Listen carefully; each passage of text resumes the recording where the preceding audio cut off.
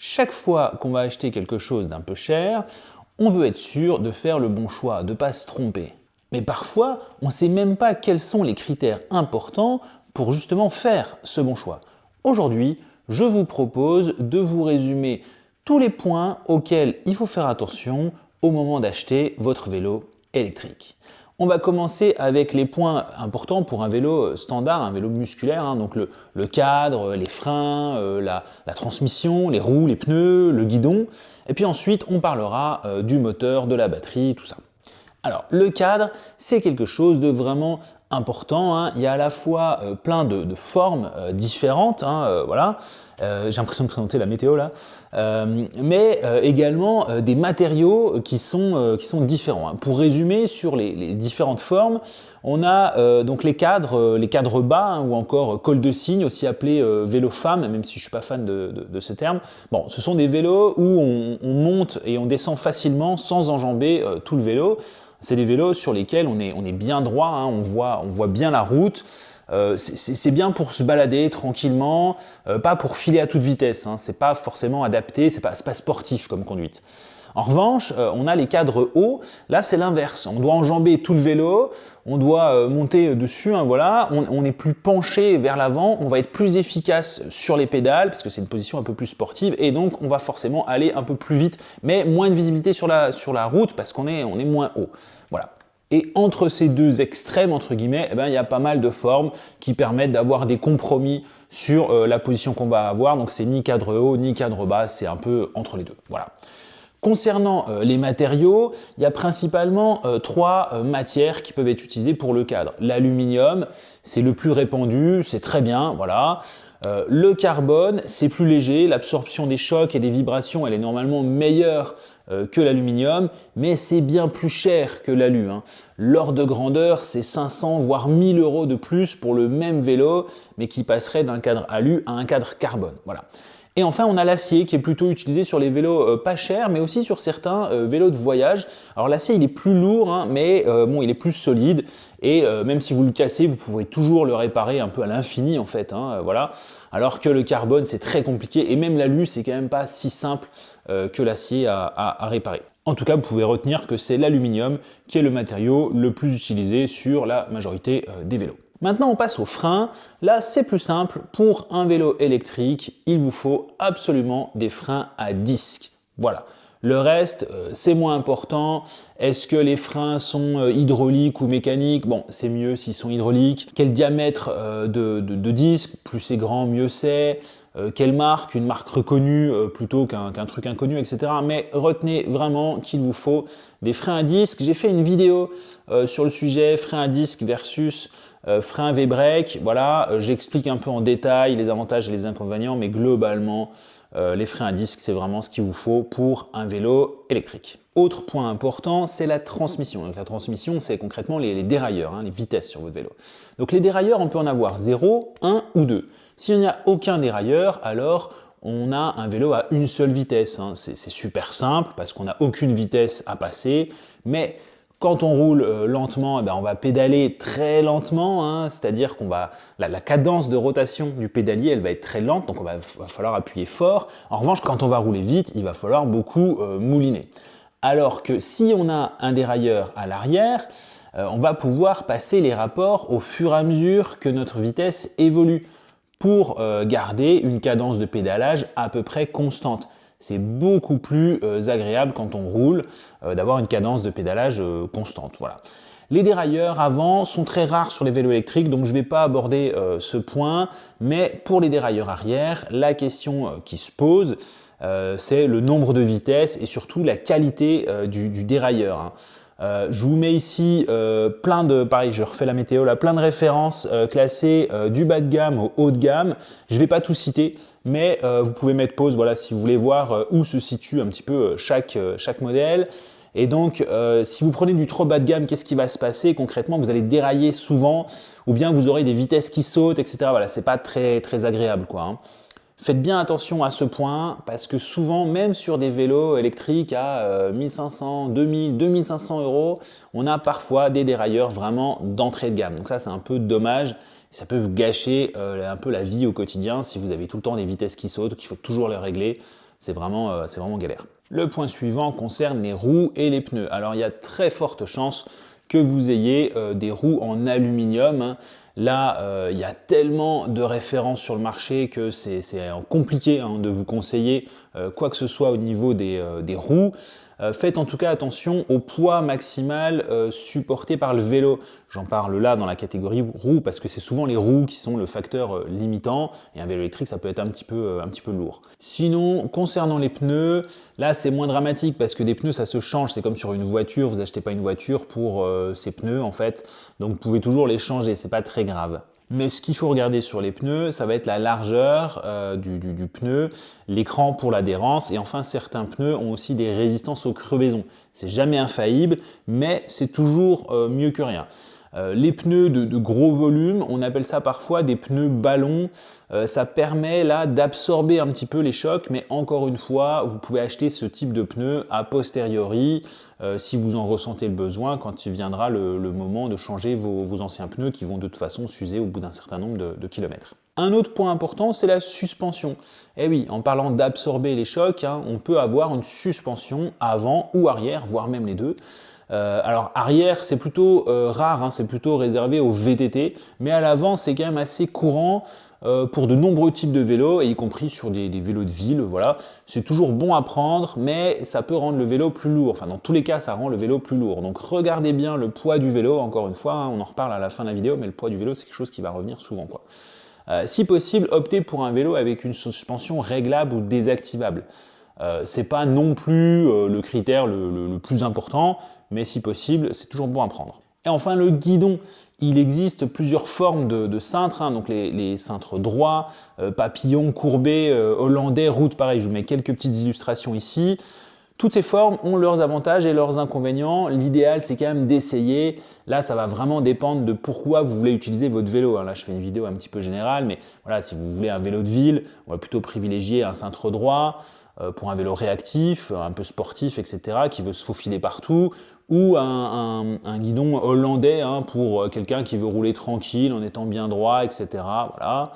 Voilà, ça c'est vraiment des grandes lignes, je suis obligé de généraliser un petit peu parce que sinon la vidéo elle ferait 1 heure, mais vous voyez un petit peu l'idée. Franchement pour le guidon, le mieux c'est quand même d'essayer de voir ce qui vous plaît le plus. Voilà, je pense qu'on a fait un peu le tour de tous les critères qui concernent les vélos classiques, qu'on appelle donc vélos musculaires. Maintenant, on va s'intéresser à tous les critères qui sont spécifiques au vélo électrique. Et donc on commence en toute logique par le moteur, hein, c'est un peu le premier truc auquel on pense quand on parle d'un vélo électrique. Et donc la première question c'est de se dire, est-ce que ce moteur il est dans le moyeu ou dans le pédalier ?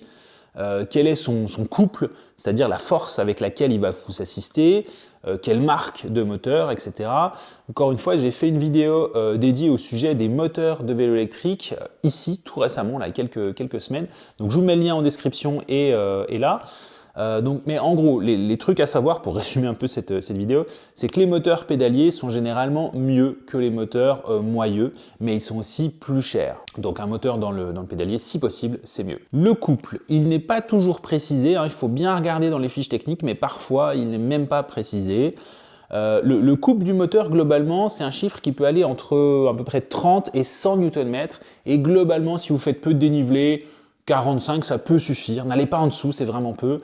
En revanche, si vous êtes un peu chargé, avec des belles montées, etc., il vaut mieux avoir un couple d'au moins 60 Nm, disons. Voilà, c'est pas mal et ça sert pas à grand chose d'aller à 70, 80, 90. C'est vraiment pour des usages particuliers, soit du VTT vraiment engagé, soit du vélo cargo très chargé, quoi. Sinon, vous n'avez pas vraiment besoin d'aller plus loin que 60, on va dire. L'autre point important quand on parle de vélo électrique, c'est bien entendu la batterie. Donc pour la batterie, il y a aussi plusieurs choses à avoir en tête. Évidemment, la capacité de la batterie. Donc ça, c'est exprimé en wattheures. Elle peut aller en gros de 300 à 1000 wattheures. Et forcément, plus vous en avez, plus vous aurez d'autonomie. Par contre, une batterie de 800 Wh vous donnera logiquement 2 fois plus d'autonomie qu'une batterie de 400 Wh, mais elle sera aussi 2 fois plus lourde. C'est quelque chose qui est à prendre en compte, encore une fois, ça joue sur le poids, tout joue sur le poids, vous l'aurez compris. Si vous devez par exemple la transporter pour la recharger chez vous, il vaut mieux qu'elle fasse 2 kg plutôt que 4. Eh oui. À noter que l'autonomie, elle dépend aussi, donc elle dépend de la capacité de la batterie, mais elle dépend aussi du moteur. Donc si vous comparez deux vélos différents, un avec 400 Wh et l'autre avec, disons, 500 Wh de batterie, et bien si ça se trouve, celui avec 400 Wh aura plus d'autonomie annoncée que celui avec 500, parce qu'en fait, ce dernier, il a peut-être un moteur qui consomme beaucoup plus. Et d'ailleurs, on parlait tout à l'heure des moteurs moyeux et des moteurs pédaliers. Sachez que les moteurs moyeux consomment plus d'énergie que les moteurs pédaliers. C'est aussi pour ça que ces derniers sont un peu meilleurs. Sachez aussi qu'il n'y a pas de norme officielle pour le calcul de l'autonomie des vélos électriques. Contrairement par exemple aux voitures, vous pouvez comparer l'autonomie d'une voiture électrique d'une marque à l'autonomie d'une voiture électrique d'une autre marque. Il y a une norme, ça s'appelle le WLTP pour les voitures. Mais ça n'existe pas pour les vélos. Donc si vous comparez deux vélos de la même marque et que l'un a 100 km d'autonomie et l'autre 60, c'est probable que réellement il y ait cette différence-là. Par contre, si c'est deux marques différentes, eh ben, potentiellement, il y en a un qui est en ultra économie d'énergie, alors que l'autre, il est en normal, et puis finalement, ça se trouve, ils ont la même autonomie. Vous n'avez pas vraiment de moyen de comparer ça. Autre point important sur la batterie, toujours, c'est la position de la batterie. Elle peut être sur le cadre ou bien sur le porte-bagages. Dans ce cas-là, c'est pas top pour le poids, parce que globalement, tout va être à l'arrière, donc c'est plutôt à éviter. Si vous ajoutez un siège enfant sur votre porte-bagages ou des sacoches, etc., ça fait vraiment tout le poids à l'arrière. En plus, souvent, quand les batteries sont sur le porte-bagages, souvent on a aussi le moteur sur le moyeu arrière. Donc là, on a vraiment absolument tout le poids électrique du moteur et de la batterie qui est à l'arrière, et ça c'est vraiment pas bon pour votre sécurité. La batterie, elle peut aussi être sur le cadre, donc là c'est ce qu'il y a de mieux. Après, niveau esthétique, c'est encore mieux si elle est intégrée au cadre plutôt que ajoutée juste sur le tube, mais là c'est purement une question esthétique, donc c'est à vous de voir si vous voulez rajouter un petit peu de budget pour avoir une batterie bien intégrée, etc. Parce que souvent c'est un petit peu plus cher que les batteries qui sont juste posées sur le cadre. Autre composant sur les vélos électriques, c'est le contrôleur.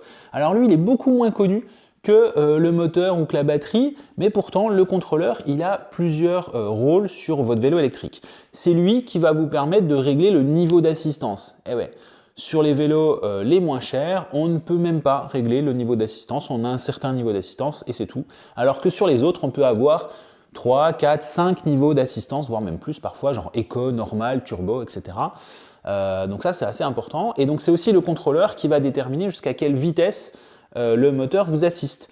On rappelle au passage que pour que le vélo soit légal en France et même dans l'Union européenne, c'est 25 km/h maximum d'assistance. Le moteur ne doit pas vous assister si vous ne pédalez pas. Le contrôleur, il est parfois aussi associé à un bouton turbo qui vous permet d'envoyer la puissance maximale au niveau du moteur. Et donc ça, si jamais ça marche, même quand vous ne pédalez pas, alors vous l'aurez compris, le vélo n'est pas homologué pour la France et donc pour l'Union européenne. Vous ne serez pas assuré si jamais il y a un accident, etc. etc. C'est aussi au niveau de ce contrôleur qu'on aura ou pas un écran. L'écran, il va vous permettre de voir la vitesse instantanée, votre vitesse moyenne, l'autonomie restante. Ça, c'est quand même quelque chose d'assez utile. Donc voilà, finalement, c'est un composant à ne pas négliger. Vraiment, le contrôleur, généralement, c'est lié au moteur, ça va ensemble. Mais pour un même moteur, parfois, on peut avoir plusieurs contrôleurs différents de plus ou moins haut de gamme. Typiquement chez Bosch, c'est quelque chose qui existe. Et enfin, le dernier élément de tout bon moteur électrique, c'est le capteur. Alors soit de couple, soit de rotation.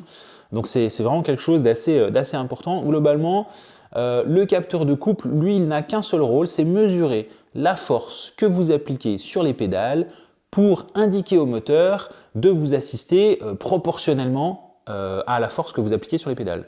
Donc ça a un certain coût, mais quand on a un capteur de couple de qualité, alors l'assistance, elle est vraiment naturelle. On n'a pas d'à-coups, etc. C'est comme si on était dans une petite pente, dans une petite descente, tout le temps, même quand on est en montée ou sur du plat. Voilà, on n'a pas un gros à-coup, c'est vraiment naturel, facile, fluide, etc.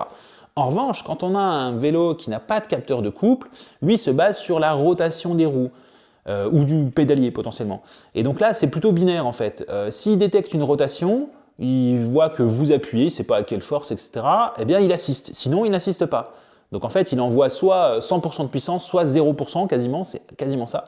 Donc on a une assistance pas naturelle, c'est plutôt en mode genre scooter électrique, donc vous êtes assisté d'un coup, plutôt qu'une assistance naturelle, comme je disais tout à l'heure, genre comme si vous étiez en descente. Voilà.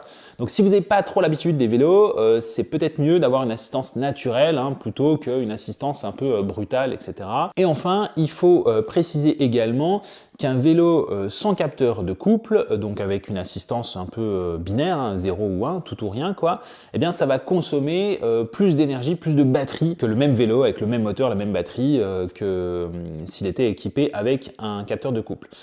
C'est un peu comme sur une voiture, hein, si vous appuyez pas du tout sur l'accélérateur ou alors que vous appuyez à fond, il n'y a pas d'entre-deux, bah forcément votre consommation de carburant elle va être bien plus élevée que si vous avez une voiture où vous pouvez contrôler tout doucement, enfin progressivement la pédale, forcément. Mais certaines personnes préfèrent les vélos qui ont une assistance un peu brutale parce qu'au moins on sent bien l'assistance, on a un peu ce côté d'accélération, etc. C'est beaucoup plus dynamique qu'un vélo avec une assistance naturelle. Donc certaines personnes apprécient.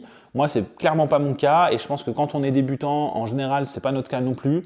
Mais voilà, certaines personnes peuvent apprécier. Donc voilà, pas de jugement, chacun son truc. Encore une fois, si vous pouvez essayer, bah c'est mieux, comme ça vous faites votre propre avis. Et enfin, il y a plein d'autres critères hein, sur les vélos électriques. Donc là, par exemple, on peut citer la présence de feux, hein, donc d'éclairage avant et arrière qui sont connectés à la batterie du vélo pour jamais avoir à les recharger. Voilà.